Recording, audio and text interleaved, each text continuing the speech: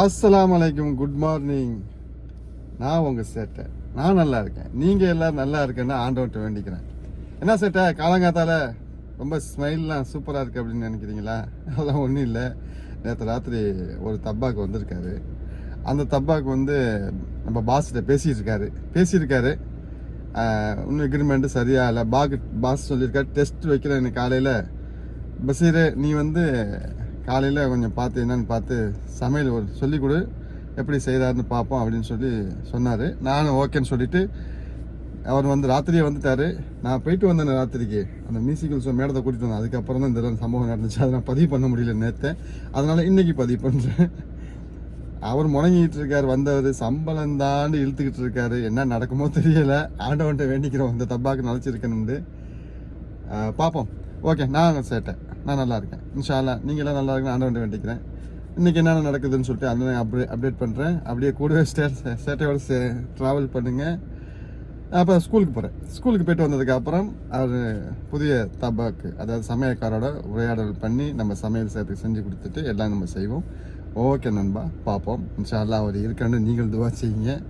அவர் சம்பளம் கட்டுப்படி ஆகாதுன்னு சொல்லிட்டு ஒரு மாதிரியாக பேசிக்கிட்டு இருக்காரு. என்ன நடக்கும்னு தெரியாது, பார்ப்போம். ஓகே நண்பா, நான் இப்போ ஸ்கூலுக்கு கிளம்புறேன். Bye bye, good morning, have nice day. Hi நண்பா, எல்லோரும் எப்படி இருக்கிறீங்க? ஸ்கூலை விட்டு வந்தாச்சு. புதிய தப்பாக்கு இன்றைக்கி ஒருத்தர் வந்திருக்கிறாரு. நானா அந்த அண்ணா வந்து இப்போ நம்மள்கிட்ட நான் சொல்லி கொடுத்துருக்கேன், இந்த மாதிரிலாம் செய்யுங்க அப்படின்னு சொல்லி கொடுத்துருக்கேன். அதே மாதிரி செஞ்சுருக்காரு. இன்றைக்கி வந்து மட்டன் கறி, ஓக்ரா வித் மட்டன் கறி அது செஞ்சுக்கிட்டு இருக்கான்னு சொல்லி கொடுத்துருக்குறேன். பாஸ் டெஸ்ட் பண்ண சொல்லியிருக்காரு. அவர் ஸ்டைலில் செய்கிறேன்னு சொல்லியிருக்காரு. அவர் எந்த ஸ்டைலில் அந்த முல்கை அந்த மற்ற ஏரியா பது ஏரியாவில் வேலை பார்த்தேன்னு சொல்கிறாரு. ஆனால் இங்கே வந்து ஸ்டைலு வேறங்கிறாரு. நான் சொல்லி கொடுத்துருக்குறேன். பார்ப்போம் என்ன நடக்குதுன்னு. ஓகே நண்பா, சும்மா கிழிச்சு முடிச்சுடுவோம். ஹாய் நண்பா, இப்போ நம்ம வந்து கிச்சன் வேலைக்கு நான் காலையில் காட்டினேல புது தப்பாக்கு வந்திருக்காப்புல. அவரை தான் சமைக்க சொல்லணும்னு சொன்னாங்க. ஆனால் அவர் சொல்லிட்டாரு, இங்கே உள்ள ஸ்டைலு எனக்கு தெரியாது, நீங்கள் ஃபஸ்ட்டு சொல்லி கொடுங்க அப்படின்ட்டாரு. நான் இப்போ சொல்லி கொடுத்துட்டு வந்துட்டேன். இன்றைக்கி மட்டன் கறி எப்படி செய்கிறது அதை சொல்லி கொடுத்துருக்கேன். இன்ஷா அல்லாஹ் அடுத்த ட்ரிப்பு அவர் செய்வார். கொஞ்சம் சந்தோஷமாக மகிழ்ச்சியாக இருக்குது. இன்னும் பேச்சுவார்த்தை நடந்துக்கிட்டு இருக்குது. சம்பள பேச்சுவார்த்தை எல்லாம் இன்னும் மாற்றுறது. எந்த நேரத்தில் என்ன நடக்கும்னு சொல்ல முடியாது.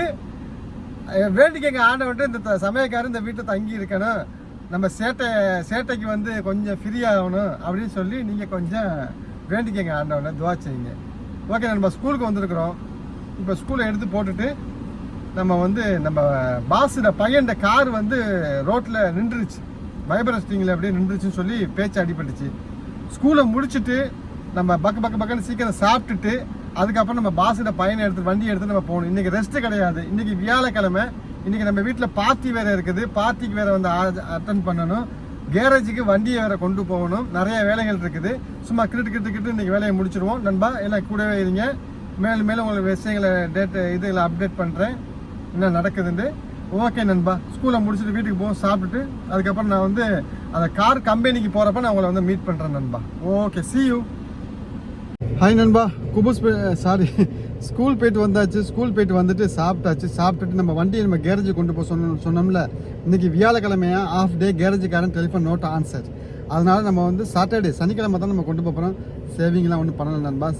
சரியான வேலையாக இருக்கிறதுனால. ஐயோ, இதுனா வண்டி நின்றுச்சு. இந்த வண்டி 1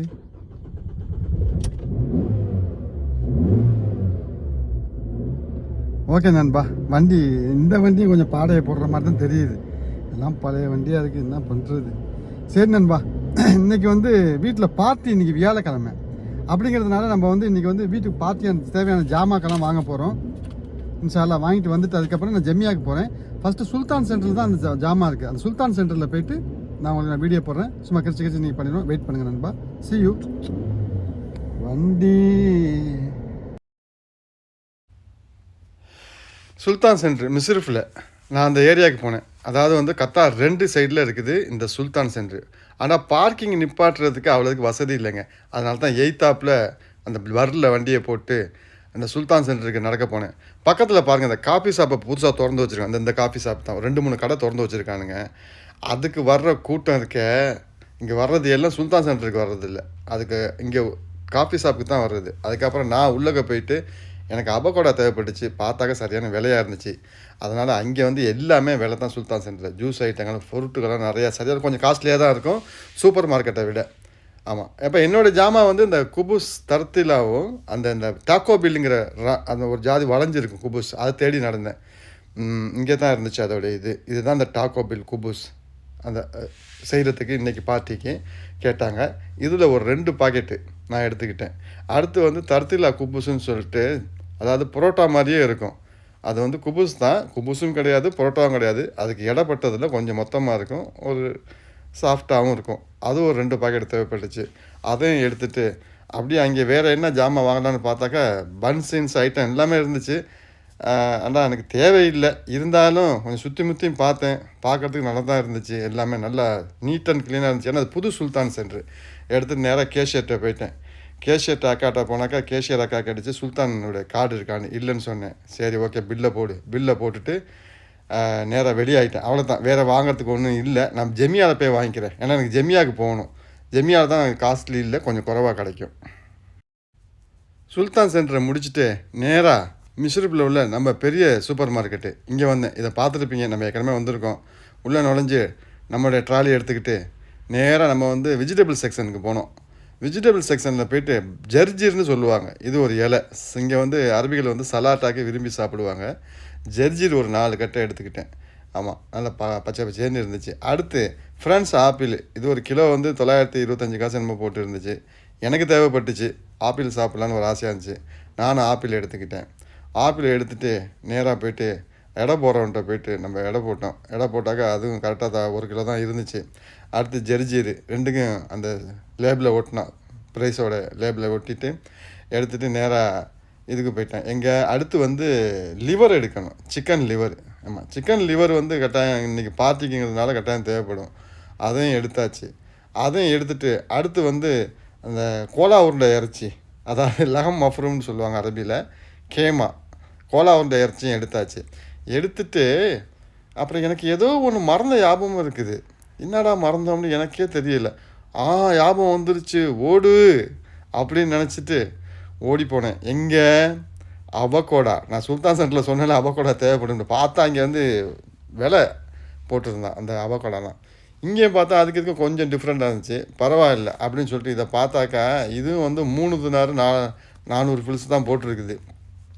சரின்னு சொல்லிட்டு பார்த்தா எல்லாம் பச்சை காய். ஐய, இன்றைக்கி சலாத்தாக்க விட்டணுமே, எல்லாம் அடித்தா மண்டை ஓடையிற மாதிரி இருக்குது. அடுத்து பார்த்தா அது 3,900, இது வந்து 3 தினார். 2 அவகோடா ஸ்டைலில் இருக்குது. ஆனால் எல்லாமே காய், ஒன்றுமே பழுக்கலை. இது எப்படி சலாட்டாக்க வெட்டி போடுறது? அதனால் எடுத்து ஒன்று கொஞ்சம் தான் ஒன்று இருந்துச்சு. அதாவது வந்து கொஞ்சம் லைனாக இருந்துச்சு. ஒன்று எனக்கு கண்ணு காம்பிட்டுச்சு. அதை எடுத்துகிட்டு வந்துட்டேன். எடுத்துகிட்டு வந்து ஸ்டிக்கர் ஒட்டி கொடுத்தாக்கா, அடப்பாவி, ஒரு பீஸே 400 ஃபில்ஸு. என்னடான்னு கேட்டால் அப்படி தான் போ, அதான் விலை விற்கிது அப்படிங்கிறான். விலை பட்டியல் போடுறாங்க. அதுக்கு அங்கிட்டு பார்த்தேன் மசாலா ஐட்டங்கள் எல்லாம் வீட்டில் வாசு வாங்கிட்டு வந்துட்டார். சரி நேராக கேஷியருக்கு நிறைய கட்டுவோம். கேஷியத்தை கொண்டு கொடுத்துட்டேன். ஹாய் நண்பா, இப்போ நாம் வந்து இங்கே வீட்டில் பார்ட்டியில் பீஸா வாங்க போகிறோம். பீஸானா பீஸா ஹட்டுக்கு கிடையாது, கைசர் ரெஸ்டாரண்ட் சொல்லிட்டு நம்ம மிஸ்ரிஃப் மாலில் இருக்குது. ஆமாம், அந்த மாலுக்கு நம்ம வந்து பீஸா வாங்க போகிறோம். அங்கே வந்து கைசர் ரெஸ்டாரண்ட் இருக்குது, அங்கே பீஸா இருக்குது. ஹொட்டாக்னு சொன்னாக்கா அந்த சோசேஜ் சுற்றி இருக்கும், அதுவும் பன்ஸில் சுற்றி இருக்கும், அது ஒன்று வாங்க போகிறோம். அதுக்கப்புறம் கபாப் ஆர்டர் பண்ணியிருக்கிறாங்க.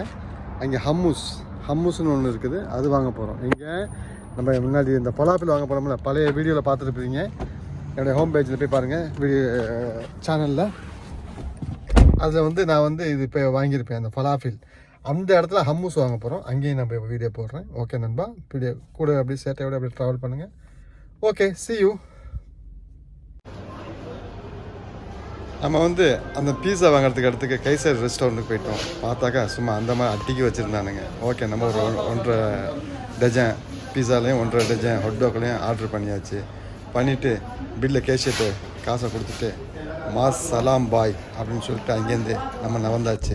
அடுத்து நம்ம வந்து இங்கே வந்தோம், எங்கே ஹம்மூஸ் வாங்குகிற இடத்துக்கு. நீ தெரிந்தானே அம்மூஸ் வாங்குற இடம், இதுதான் அம்மூஸ் வாங்குற இடம். எங்கே ஏற்கனவே வந்திருக்கிறேன். அவர்கிட்ட நம்ம பாஸ் உள்ளுக்குள்ளே போயிட்டு திறந்தாக்கா அவ்வளோக்கு வந்து கூட்டம் இல்லை.